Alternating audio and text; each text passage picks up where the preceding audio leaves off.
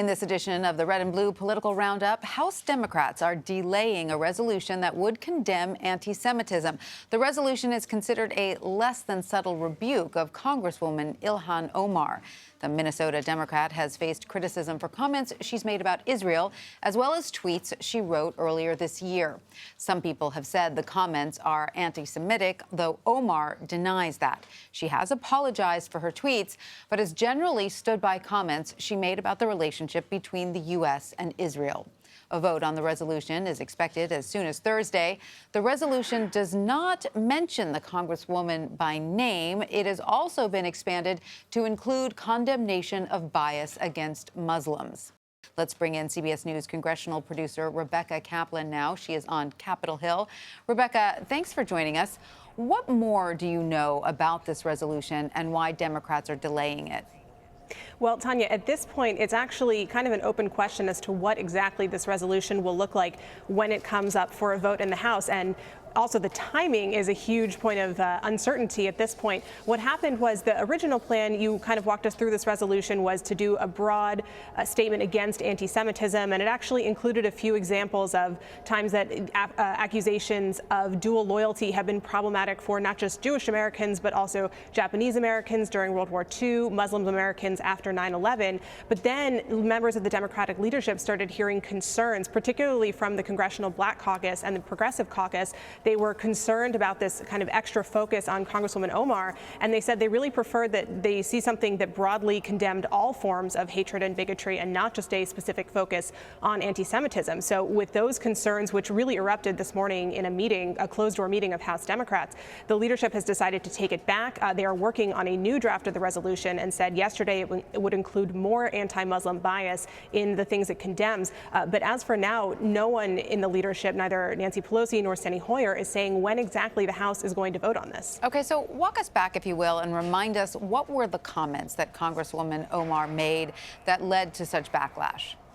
The Congresswoman was speaking at a progressive town hall at Busboys and Poets, which is a bookstore and restaurant here in Washington, D.C. last month. And she was talking again about, brought up these issues that were raised last month about Israel and the Israeli government and their policies. And she has raised questions about AIPAC. And what she said was that she's uncomfortable with pro-Israel political organizations in the United States pushing for, quote, allegiance to a foreign country. And that was something that immediately struck a bad note for some of her Jewish colleagues in Congress, who said that this is like accusations of Jews having dual loyalty to Israel and the United States. And this is actually something that predates when the state of Israel actually existed. It's a charge that Jews have faced for thousands of years and has gotten them kicked out of countries around the world and has forced them into persecution and exile. And that is why it hit such a raw note with members of her caucus who wanted to see some response right away.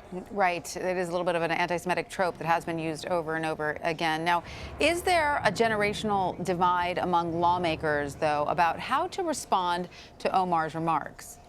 We have seen there is this current that it's a lot of the older lawmakers who were quick to call her out. People like Elliot Engel, Nita Lowey, they had respectively the Foreign Affairs and Appropriations Committees, Jerry Nadler from the Judiciary Committee. However, this is less of an age situation and more of an ideological divide. It is members of the party who are more progressive, and they do tend to be often younger members who have been much more comfortable and vocal about their criticisms of the Israeli government and actions by the Israeli state in recent years. And that's really where the heart of this debate is in Congress right now.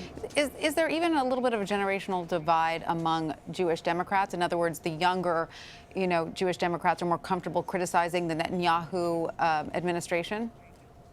I wouldn't say there is. We actually spoke yesterday to Josh Gottheimer, a congresswoman from New Jersey. He is one of the younger members, I believe in his 40s right now. He has a 7-year-old son, so he is on that younger side of the generational divide. And he was really outraged by this comment and said that it raised a lot of hurt, and he really couldn't believe that one of his fellow members of Congress was using words like this and wanted to see action pretty quickly. Okay, so Democrats are also treading lightly now on the topic of impeachment. What are you hearing from lawmakers about how they are addressing that issue? Another one of those progressive lawmakers, Rashida Tlaib of Michigan, actually announced this morning that she is going to be introducing articles of impeachment against the president. She'll be the second Democrat to do so in this Congress. The first one was Texas Democrat Al Green, who introduced articles of impeachment last month. So there is a lot of energy among some of these younger members and more activist Democrats out around the country for impeachment, being headed in part by a push from billionaire Tom Steyer, who has really tried to get members to take more action on this issue. But what we've seen is that the leadership, the ones who actually control the decisions about whether or not the House is going to pursue impeachment, are much more cautious on this issue. They say if they're going to go anywhere near impeachment, the evidence really needs to be overwhelming, so convincing that not just Democrats, but even Republicans are willing to support it. They're worried about seeing a repeat of what happened during the Clinton impeachment, when it became very partisan and ultimately cost Republicans at the ballot. Now, Rebecca, how are Democrats responding then to the claims that all of this recent increase in investigations is just a prelude for impeachment? Do they have a response to that?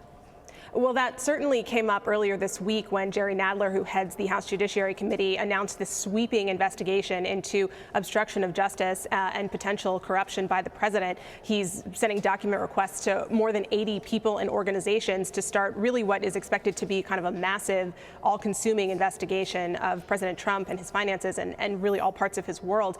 But when he was speaking about this forthcoming document request over the weekend, he said that impeachment is still a ways off. This is just what he sees as the beginning of an investigation. He's just starting to catch up after 2 years where he said Republicans were not touching this issue at all, were completely abdicating their responsibility to do any oversight of the administration. So he sees this as just a first step, nothing close to impeachment at this stage. And that committee, the Judiciary Committee, is the one that would handle impeachment proceedings. Right. All right. So just a collection of information at this point. All right. So yes. What sort of reaction is all of this drawing, though, from Republican lawmakers? Are they jumping on this as actually, is this political gold for them? It definitely is. And a lot of what they're saying is this is Democrats just trying to give themselves a backup just in case the Mueller investigation doesn't come out with any damning evidence against the president. So they're saying that this is just kind of a Democratic insurance policy, all of this investigation. Obviously, the president has said this is harassment. And frankly, this is a good talking point for Republican lawmakers. They were warning before the midterm elections in November that if voters gave Democrats control of the House, they would immediately begin impeaching the president. And certainly they are hoping that they can drum up this idea that Democrats are just out to throw the president out of office to get the Republican base more excited ahead of the 2020 elections and maybe even return them to power in Congress. All right. So President Trump's former personal attorney, Michael Cohen, was on Capitol Hill Wednesday testifying before the House Intelligence Committee. He reportedly provided lawmakers with documents regarding the Trump Moscow project. What more are you hearing about what he said and showed to lawmakers? Well, Tanya, we just heard from one of CBS's correspondents, Paula Reed, who tells us a little bit more about what Cohen provided. And he gave his original various edits and various versions of the statement he made to Congress in August of 2017 about the Trump Tower Moscow project. Now, he came in this morning with a suitcase, I think because he was headed for the train right afterwards, but also a big folder full of documents. This was Cohen's fourth appearance on the Hill in the last 10 days and his second appearance before the House Intelligence Committee. He first appeared last week, and after that day-long session, he said he was going to come back with more documents, which he did today. So from Paula Reed, we have a little bit of insight into what those documents were. And Chairman Adam Schiff of the House Intelligence Committee said that he was very, very helpful and forthcoming in his testimony today. Michael Cohen said that it was a good session when he left, but didn't really provide any more details. Now, he did publicly accuse Jay Sekulow, the president's former attorney, of editing these statements when he appeared publicly last week. Sekulow has said that's not the case. All right. Rebecca Kaplan on Capitol Hill. Thank you so much. Thank you.